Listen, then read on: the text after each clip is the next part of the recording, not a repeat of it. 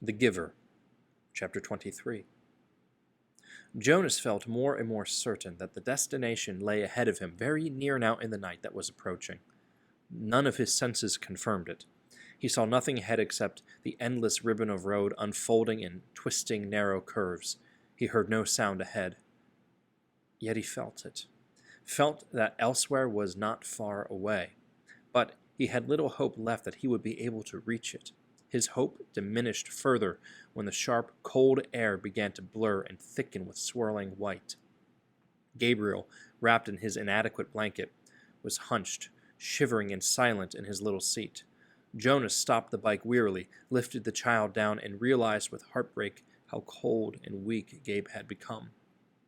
Standing in the freezing mound that was thickening around his numb feet, Jonas opened his own tunic, held Gabriel to his bare chest, and tied the torn and dirty blanket around them both.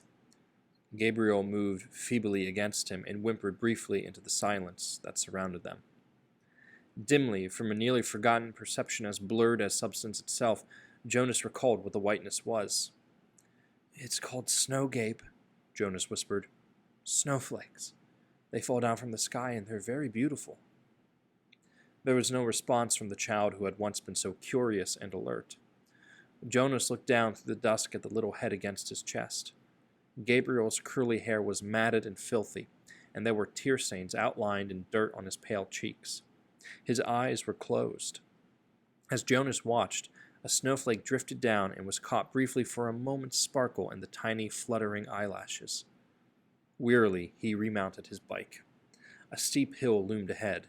In the best of conditions, the hill would have been a difficult, demanding ride, but now the rapidly deepening snow obscured the narrow road and made the ride impossible. His front wheel moved forward imperceptibly as he pushed on the pedals with his numb, exhausted legs, but the bicycle stopped. It would not move. He got off and let it drop sideways into the snow. For a moment, he thought about how easy it would be to drop beside it himself, to let himself and Gabriel slide into the softness of the snow, the darkness of night, the warm comfort of sleep. But he had come this far. He must try to go on. The memories had fallen behind him now, escaping from his protection to return to the people of the community. Were there any left at all? Could he hold on to a last bit of warmth? Did he still have strength to give? Could Gabriel still receive? He pressed his hand into Gabriel's back and tried to remember sunshine. For a moment it seemed that nothing came to him, that his power was completely gone. Then it flickered suddenly, and he felt tiny tongues of heat begin to creep across and into his frozen feet and legs. He felt his face begin to glow and the tense, cold skin of his arms and hands relax.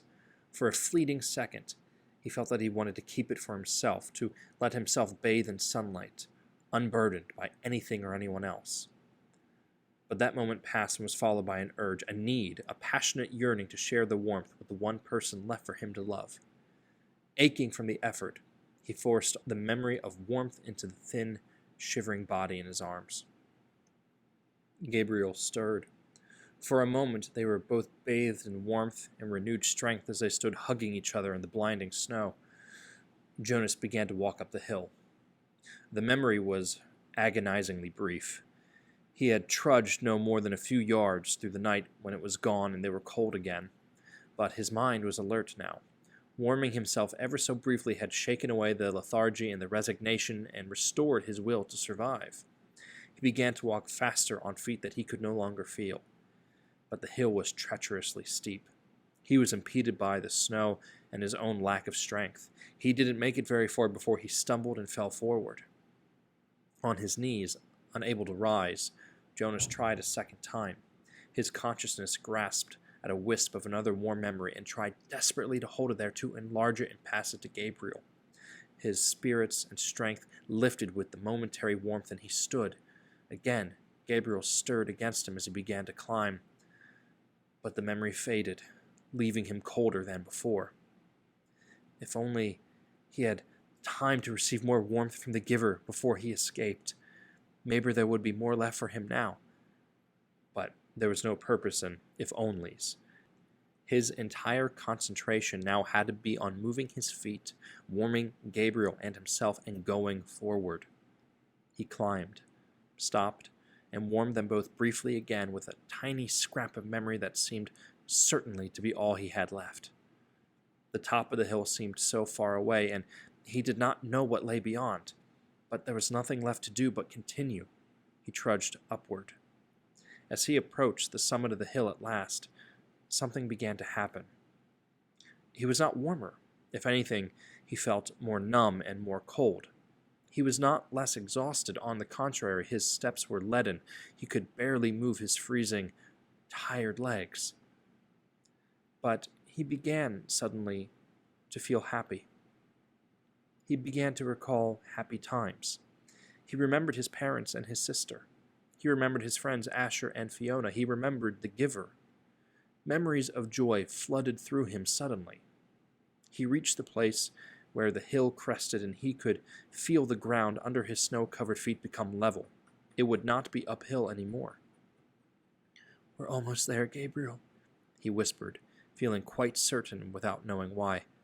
"I remember this place, Gabe." And it was true. But it was not a grasping of a thin and burdensome recollection. This was different. This was something he could keep. It was a memory of his own. He hugged Gabriel and rubbed him briskly, warming him to keep him alive. The wind was bitterly cold. The snow whirled, blurring his vision. But somewhere ahead, through the blinding storm, he knew there was warmth and light. Using his final strength and a special knowledge that was deep inside him, Jonas found the sled that was waiting for them at the top of the hill. Numbly, his hands fumbled for the rope.